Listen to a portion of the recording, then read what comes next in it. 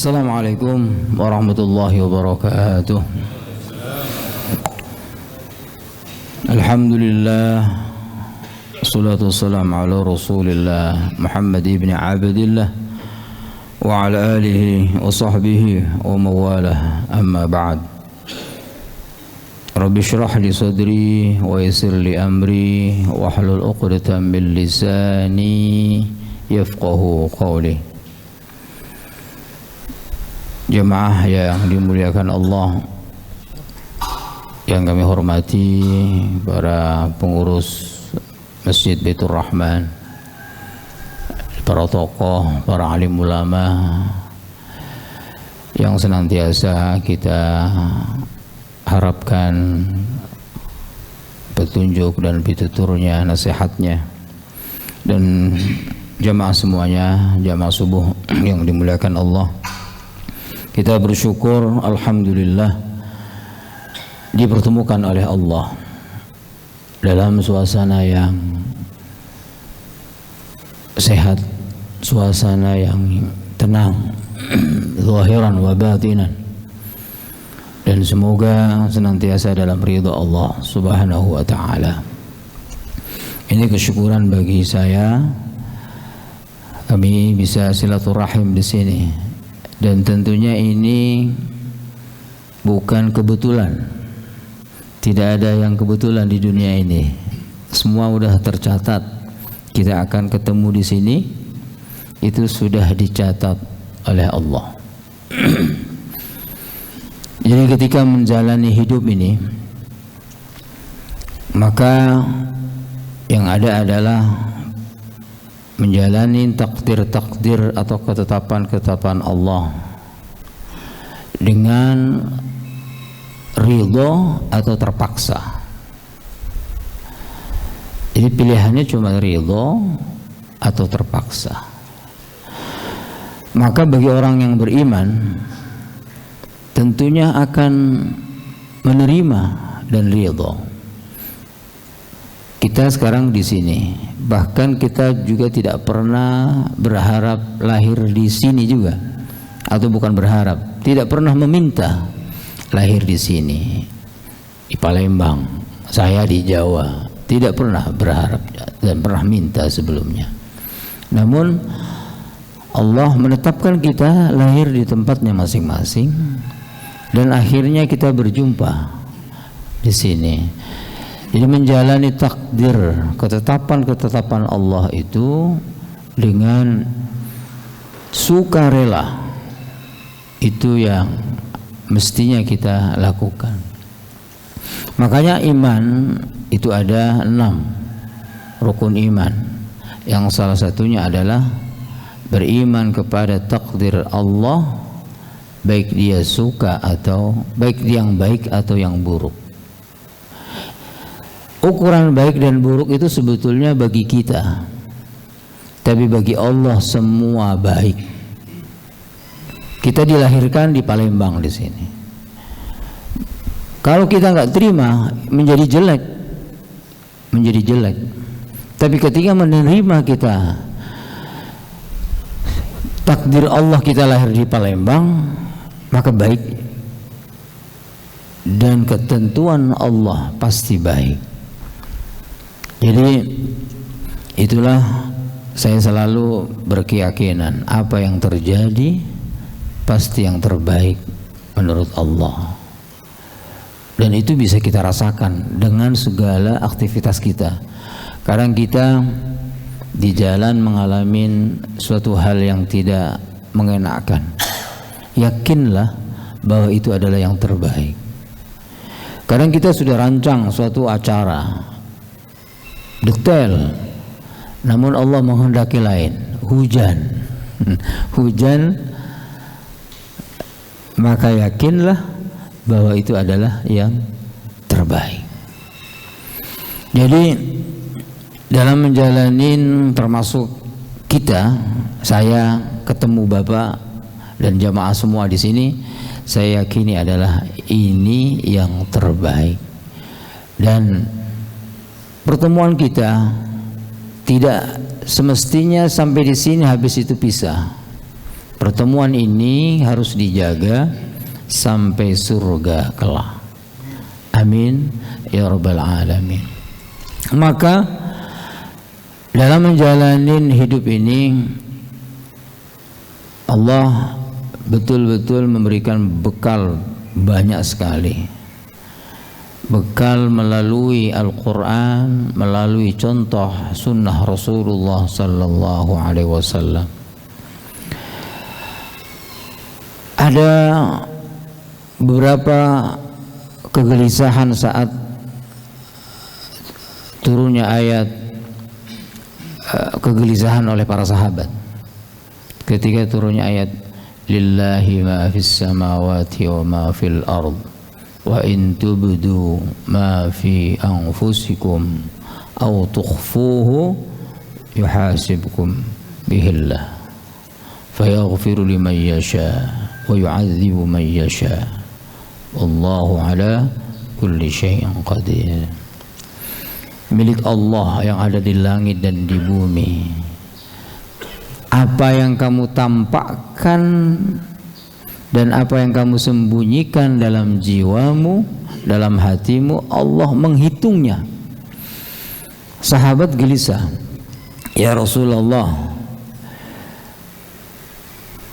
kalau menjaga amal, menjaga tindakan, insya Allah kami akan semampu kami menjaganya. Tapi bagaimana lintasan-lintasan hati ini? Kok Allah catat? Nah itulah. Kok dicatat sama Allah? Wa in tubdu aw tukhfuha yuhasibkum bihillah. Wa in tubdu ma fi anfusikum aw wa in tubdu lillahi ma fis samawati wa ma fil ardh wa in tubdu ma fi anfusikum aw tukhfuhu yuhasibukum bihillah. Apa yang dilahirkan dalam bentuk ucapan, dalam bentuk tindakan, itu kami bisa menjaganya insyaallah ya Rasulullah, akan berhati-hati. Tapi bagaimana suara hati, kadang kita marah dalam hati, apakah itu dicatat juga ya Rasulullah? Ya, yuhasibkum bihillah, Allah mencatatnya. Fayaghfiru liman yasha wa yu'adzibu man yasha. Tapi Allah bisa mengampuni apa yang telah kita tampakkan atau kita sembunyikan. Yang buruk-buruk itu Allah bisa mengampuni, atau bisa menjadikan Allah menyiksa kita. Nah, kegelisahan para sahabat itu Allah jawab.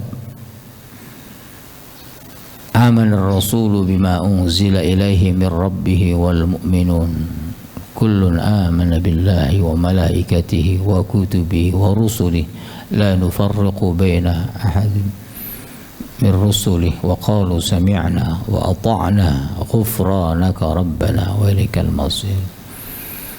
Kata Allah, Rasul dan orang mukmin itu harus menerima apa yang diturunkan Allah. Kuncinya dan Allah tuntut hanya sami'na wa ata'na. Jadi apa yang sudah digariskan oleh Allah, sami'na wa ata'na. Udah kuncinya cuma itu. Dengar, taat. Gak usah protes. Nah gitu, gak usah protes. Dengar, taat.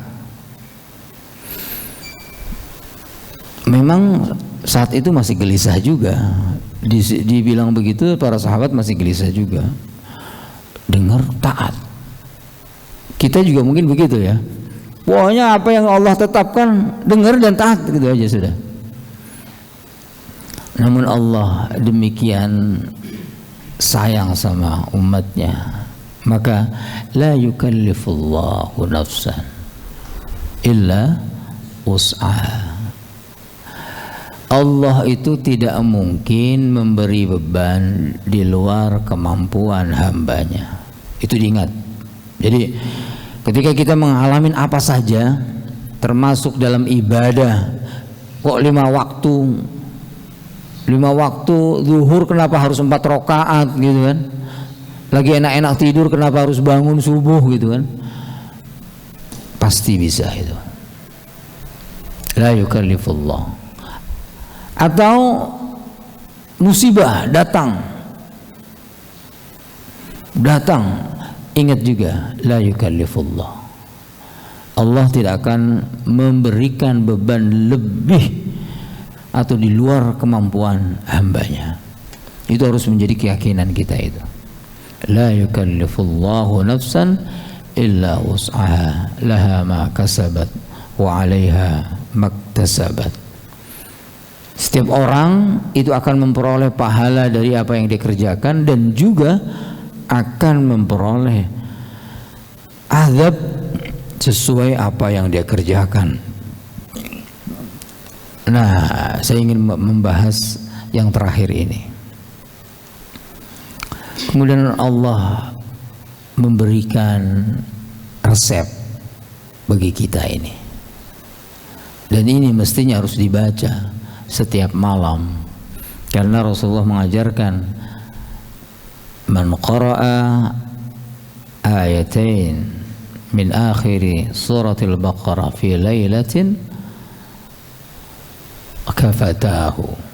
Siapa yang membaca 2 ayat terakhir dari surat Al-Baqarah di malam hari, maka telah mencukupi baginya.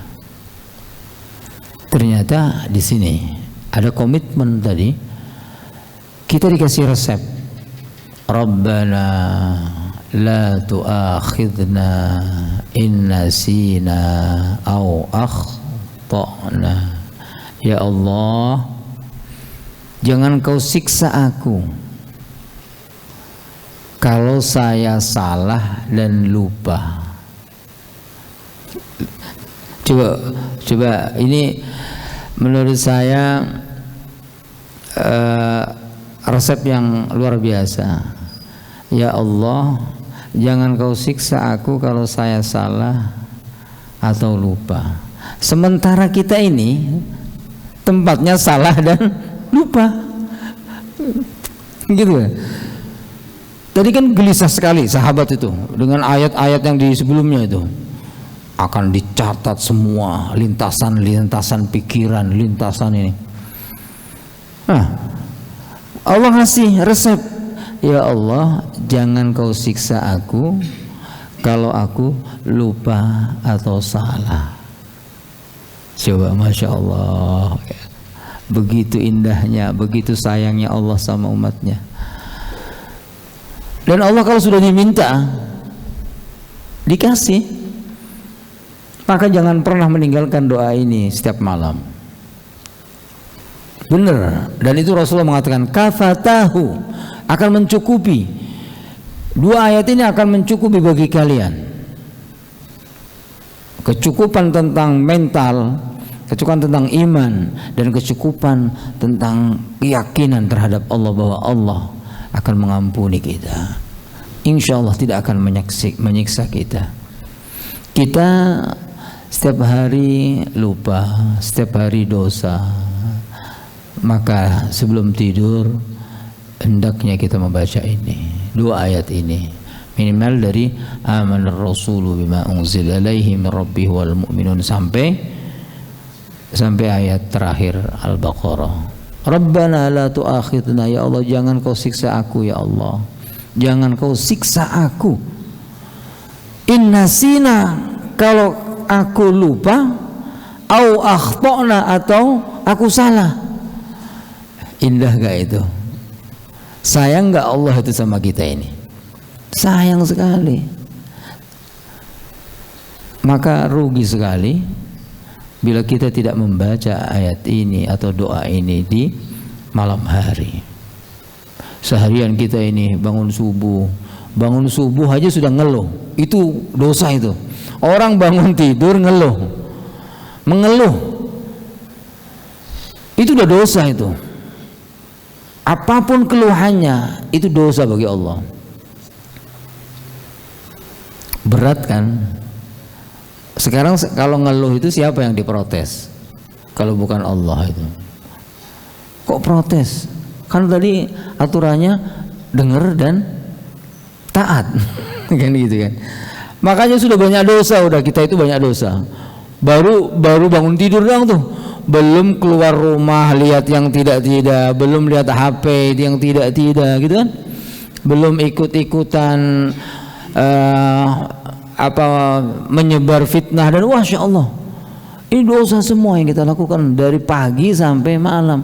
Maka jangan pernah lupa berdoa dengan ini. Ya Allah, jangan kau siksa aku ya Allah kalau aku lupa atau bersalah. Masya Allah. Kemudian doa selanjutnya, Rabbana ولا ربنا لا تؤاخذنا إن نسينا أو أخطأنا ربنا ولا تحمل علينا إصرا كما حملته على الذين من قبلنا يا الله, jangan kau bebani aku beban-beban yang berat sebagaimana umat-umat sebelum aku. Umatnya sebelum Rasulullah itu bebannya luar biasa.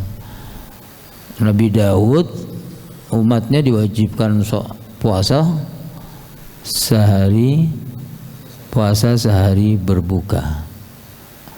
Kita mampu nggak kalau gitu? Kita Ramadan aja masih banyak ngeluhnya, kadang-kadang masih banyak alasan. Dan begitulah umat-umat dahulu. Kita ini luar biasa. Sholat itu 5 waktu. Umatnya Nabi Musa bisa puluhan waktu. Makanya Nabi Musa sempat membela kita, ya kan? Membela kita. Enggak mungkin umat kamu itu ini. Itu bisa membela, bisa mengecilkan sebetulnya. Umatmu itu nggak akan mungkin. Itu kan kayak mengecilkan itu. Jadi bisa antara Nabi Musa itu sebetulnya membela umat Rasulullah atau malah meremehkan, kan gitu kan? Itu. Tapi itulah proses dari sebuah syariat. Kita imani itu dan kita minta jangan sampai kita dapat beban seperti beban umat-umat sebelum kita. Umat yang dulu kalau dosa langsung ditumpas atau dijadiin kera. Kita enggak. Kita banyak dosa, banyak maksiat, masih ditunggu sama Allah untuk taubat kita. Dan itu harus disyukuri. Makanya Rabbana wa la tahmil alaina isran kama hamaltahu ala alladhina min qablina. Jadi kalau Allah uji, ya Allah jangan ujinya jangan seperti umat-umat dulu lah. Pokoknya itu minta itu.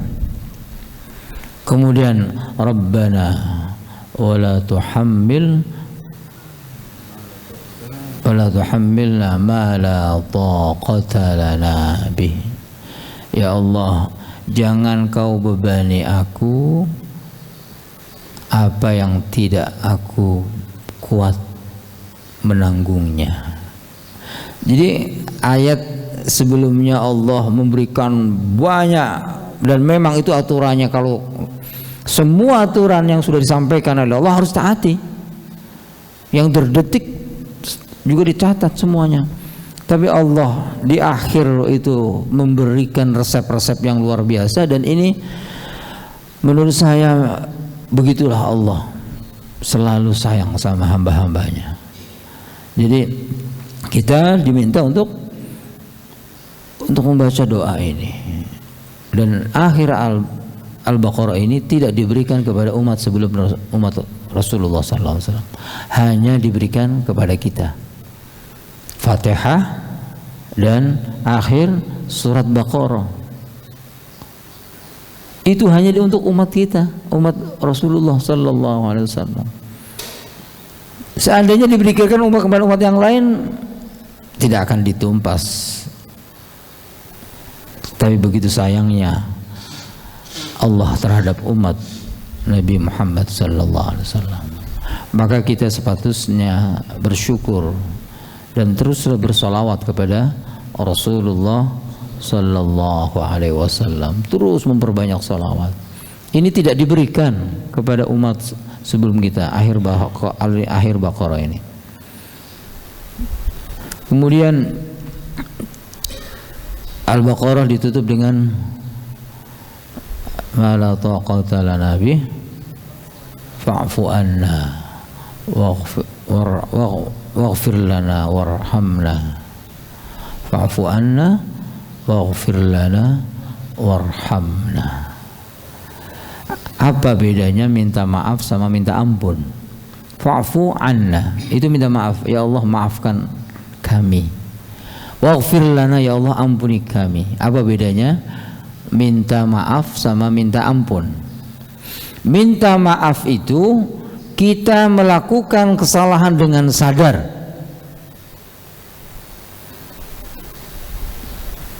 Sadar kita melakukan, minta maaf. Minta maaf, ya Allah saya kemarin melakukan ini.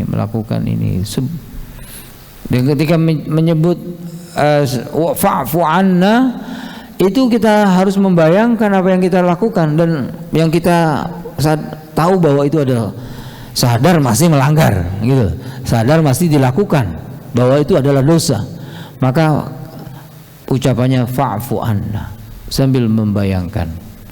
Waghfir lana. Kalau minta ampun itu lebih umum, yang diketahui atau yang tidak diketahui. Apa yang dia lakukan baik sadar atau tidak sadar, maka minta ampun. Lintasan-lintasan hati itu kan kita kadang-kadang nggak terkontrol itu. Pikiran kita itu menghayalnya luar biasa, nggak terkontrol itu. Itu minta ampun. Minta ampun. Masya Allah. Fa'fu anna waghfir lana warhamna. Ya Allah sayangi, ya Allah kasih kami, ya Allah. Meskipun banyak dosa tetap aku minta rahmatmu, ya Allah. Waghfir lana anta maulana fansurna 'alal qaumil kafirin. Anta maulana, engkau tetap pembela kami, engkau tetap pelindung kami, dan engkau akan selamanya jadi penolong kami. Maka tolonglah kami atas orang-orang yang ingkar kepadamu. Nah, ini juga sebuah komitmen terhadap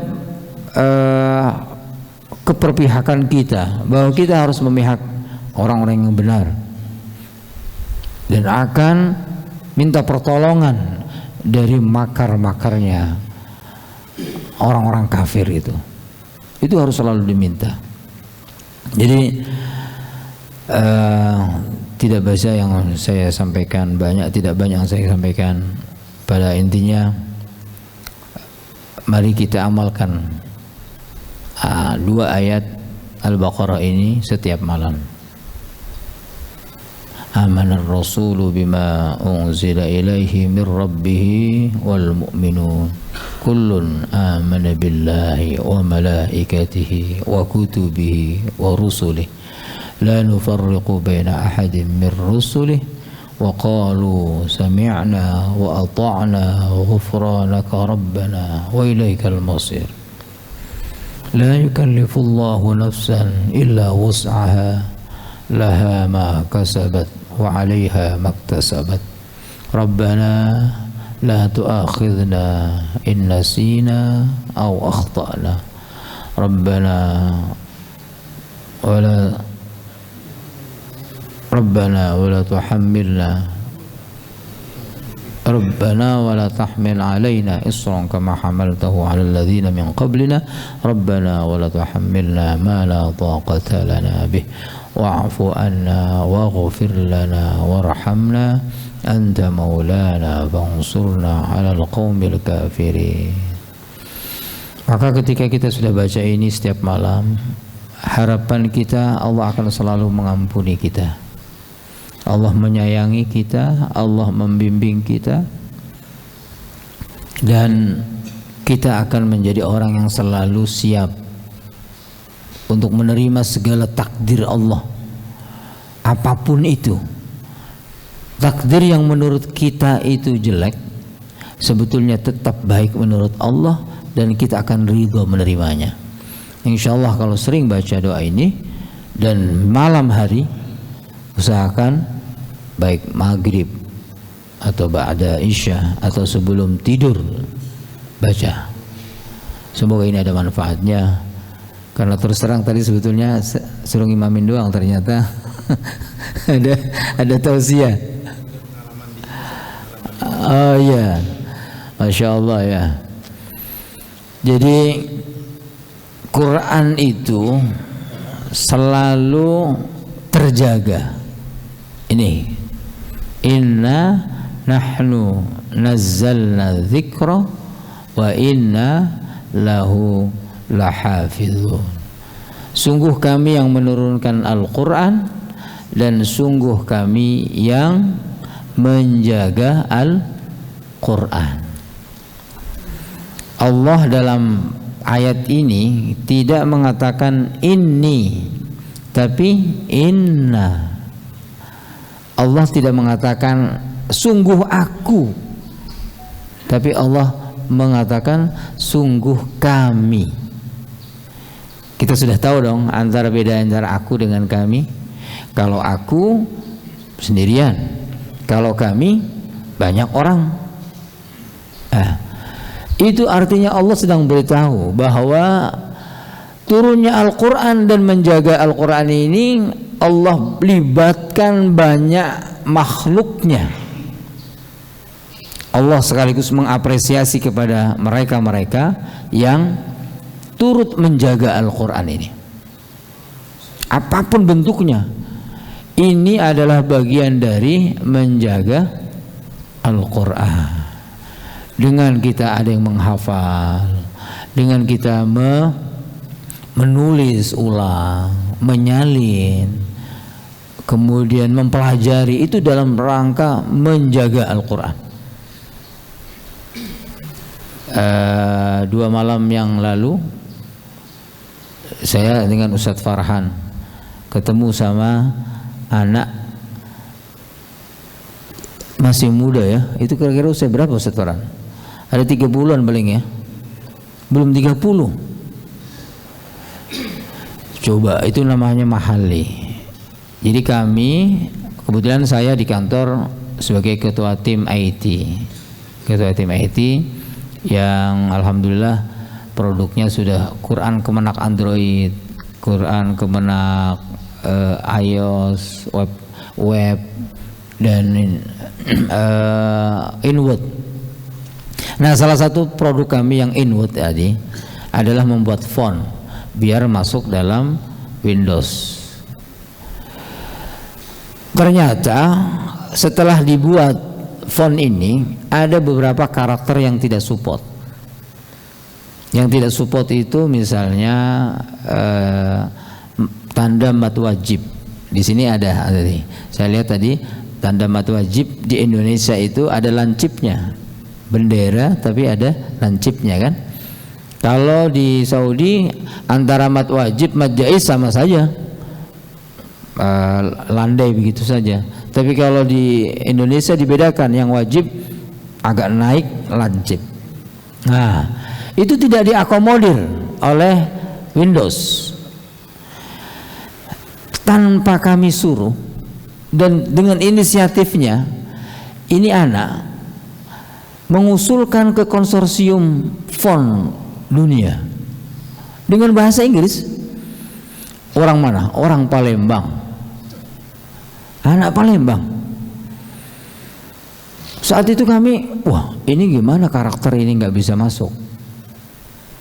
Ternyata begitu 1 tahun setelah itu, ini bisa sudah. Ternyata ada yang mengusulkan. Kami cari ke konsorsium itu, siapa yang mengusulkan ini? Lewat koresponden email, diketahuilah yang mengusulkan adalah orang Palembang. Masih anak-anak, belum 30 tahun umurnya. Coba. Dan kalau kita lihat secara fisik, beliau ada keterbatasan sepertinya. Tapi kenapa Allah memilih dia ikut menjaga Al-Quran? Masya Allah. Nggak pernah ketemu. Jadi kemarin itu saya, Ustadz Farahan, dan ada tim dari kantor baru kali itu ketemu. Padahal sudah kita manfaatkan usulan beliau itu dari 2019. Jadi 3 tahun lebih, 4 tahun. 4 tahun kita itu hanya email-emailan saja. Terima kasih. Kita hanya mengucapkan terima kasih tapi nggak pernah ketemu. Baru kemarin, ya Allah, janjian di rumah makan. Saya pikir, bayangan saya waktu itu, ini orang pasti orang sudah mapan, kemudian pokoknya sudah mapan lah. Ya Allah, jalan kaki dari Masjid Agung ke rumah makan yang kita janjian. Kalau tahu begitu saya jemput itu. Masya Allah. Jadi itu Allah memilih hambanya untuk menjaga Al-Quran. Maka beruntunglah ini kita dipilih untuk menjaga Al-Quran melalui karya kita masing-masing. Ini di sini melalui apa ini? Kanvas ya? Kanvas. Kemudian kemarin ada di Ustadz Al-Akbar itu melalui ukiran. Nah, di kantor melalui font, menurut Android dan yang lainnya, mencetak. Alhamdulillah ya, saya punya yayasan sudah mencetak 1 juta mushaf dan itu bagi-bagi. Itu kalau bukan Allah yang memilih dan menghendaki kita terlibat, nggak mungkin. Nggak mungkin itu. Jadi kita bersyukur Allah pilih kita menjadi bagian dari hamba-hamba Allah yang ikut menjaga Al-Quran. Dan itu luar biasa, harus disyukuri. Maka ini sudah selesai 30 juz? Belum ya? 21, lanjutkan sampai selesai. Dan nanti akan ada keajaiban-keajaiban. Jadi Quran itu akan mengangkat apapun yang bersamanya. Contoh, Quran diturunkan ke siapa? Ke Nabi Muhammad sallallahu alaihi wasallam. Maka jadilah Nabi Muhammad manusia paling mulia. Quran diturunkan di mana? Di Makkah dan Madinah. Jadilah Makkah dan Madinah tempat yang paling mulia di bumi ini. Quran turun ke Rasulullah melalui malaikat siapa? Jibril. Jadilah malaikat Jibril malaikat yang paling utama. Quran diturunkan di bulan apa? Ramadan. Jadilah Ramadan bulan yang paling mulia. Quran diturunkan di malam apa? Lailatul Qadar. Jadilah Lailatul Qadar lebih baik dari 1000 bulan. Quran ditulis di kertas. Jadilah kertas itu jadi mulia dan kita harus memegangnya dengan wudu. Jadi siapapun yang dekat dengan Al-Quran dan berkhidmat dengan Al-Quran, yakinlah pasti akan diangkat oleh Allah. Itu harus ada keyakinan itu. Masya Allah, itu harus yakin. Maka teruslah bersama Al-Quran. Maka orang yang membaca Al-Quran, kata Rasulullah, seorang mukmin yang baca Al-Quran, maka dia seperti buah yang wangi dan manis rasanya. Orang mukmin yang tidak baca Al-Quran, Dia hanya manis tapi tidak wangi. Kalau manis, wangi itu apa itu? Duren juga manis ya. Manis tapi tidak wangi apa? Ya ada kurma gitu kan. Bahkan orang munafik sekalipun membaca Quran, dia akan wangi meskipun pahit. Apa di sini wangi tapi pahit itu? Oh itu. Ya utrujah itu wangi tapi pahit. Orang munafik yang nggak baca Quran udah pahit, nggak wangi. Jadi semua itu baru membacanya Maka ketika kanvas-kanvas ini dituliskan Al-Quran, ini menjadi mulia. Kita tidak boleh sembarangan itu terhadap kanvas-kanvas ini. Masya Allah. Maka ini adalah suatu usaha bagian dari kita menjaga Al-Quran. Dan itu apresiasi Allah sangat luar biasa terhadap orang yang turut serta menjaga Al-Quran. Tapi prinsipnya sebetulnya yang menjaga itu Allah. Karena nanti misalnya misal kami kan di Pentasehan Al-Quran selalu mengoreksi Quran yang sebelum terbit, itu biasanya melalui kantor kami. Sekali kami sombong, misalnya udahlah, sudah oke nih naskah, keluarkan tanda tasih, tidak dibaca sebelumnya. Bahkan kita ada nggak sampai sombong, terlalu pede, hanya terlalu pede aja, itu dampaknya dahsyat. Saya penerbit Quran, tadi saya sudah cerita, penerbit Quran sudah nyetak, sekarang sudah cetakan yang ke-20 kalau salah. Saat kecetakan yang 10 itu saya dengan pedenya, nggak sampai sombong, hanya pede aja. Nah, pikir saya sudah 9 kali dicetak kan udah aman kan, udah toh maskernya itu juga masternya. Master sudah berulang kita cetak. Saya bilang aman, udah cetak aja. Terlalu pede. Apa yang terjadi? Ketika kita terlalu pede, kita pasti melupakan Allah itu. Apa yang terjadi? Ada salah satu harokat itu hilang. Kok bisa hilang itu? Begitu diedarkan ke masyarakat, heboh itu. Wah, ini harokatnya nggak ada. Heboh. Padahal saya waktu itu nyetak 100.000. Akhirnya kami harus menambahkan harokat itu 100.000 kali. Lembur ya Allah, hampir 10 hari kita kerahkan itu. Gara-gara terlalu pede. Jadi prinsipnya yang menurunkan dan menjaga itu Allah. Kita hanya ikut dalam proses dan proses menjaga itu, hanya ikut terlibat saja. Dan itu sebetulnya untuk kita. Ketika kita terlibat, kita menjadi dapat pahala, dimuliakan Allah. Jadi keterlibatan kita itu bukan karena pengakuan kita bahwa kami menjaga Quran, enggak. Yang jaga tetap Allah. Tapi kenapa kita harus menjaga turut? Karena kita butuh pahala, karena kita butuh dengan Quran, biar ikut mulia bersama Al-Quran. Jadi harus tetap dilanjutkan ini kebaikan ini, dan niatkan ini dalam rangka ikut terlibat dalam menjaga Al-Quran semata-mata karena Allah. Insya Allah Allah akan muliakan orang-orang di sini, masjid ini akan Allah muliakan. Amin ya rabbal alamin.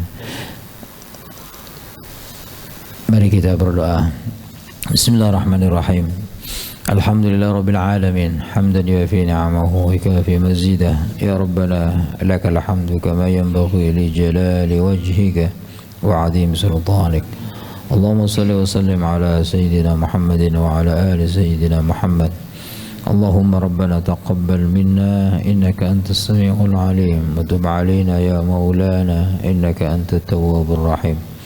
اللهم إنا نسألك يا الله من خير ما سألك منه عبدك ونبيك محمد صلى الله عليه وسلم، ونعوذ بك يا الله من شر ما استعاذك منه عبدك ونبيك محمد صلى الله عليه وسلم. اللهم إنا نسألك من الخير عاجل وآجله ما علمنا منه وما لم نعلم، ونعوذ بك يا الله من الشر يا الله، ونعوذ بك من الشر كله عاجله وآجله ما علمنا منه وما لم نعلم. اللهم إنا نسألك الجنة وما قرب إليها من قول أو عمل، ونعوذ بك يا الله من النار وما قرب إليها من قول أو عمل. اللهم ما قضيت لنا من أمر فاجعل عاقبته رشدا. ربنا آتنا في الدنيا حسنة وفي الآخرة حسنة وقنا عذاب النار. صلى الله على سيدنا محمد وعلى آله وصحبه وسلم، والحمد لله رب العالمين. Mohon maaf. Assalamualaikum warahmatullahi wabarakatuh.